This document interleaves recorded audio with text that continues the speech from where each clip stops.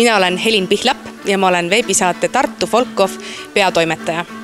Tartu Folkkohv 2022 on veebisaade, mis toimub nüüdseks juba 3. aastat. Saade toob kokku folkloorirühmad üle Euroopa, kes esitavad teineteisele väljakutsed. Ära tuleb õppida teise riigi laul ja tants. Osalejatel on mõned nädalad materjali õppimiseks ning seejärel tuleb sellest teha meeldejääv ja loominguline video. Kõik laekunud videod vaatame ühiselt ära saates. Saate lõpus annavad oma punktid kõik osalejad, rahvusvaheline žürii ning toimub ka publiku hääletus.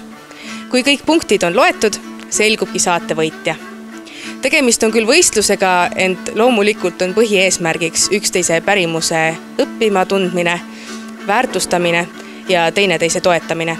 Suur rõõm on näha, et kuigi tegemist on veebisaatega ja osalejad kohtuvad üksteisega vaid virtuaalselt, on siiski juba praeguseks tekkinud väga tugev ja väga soe side kõikide osalejate vahel ja üksteise toetust on väga tugevalt tunda.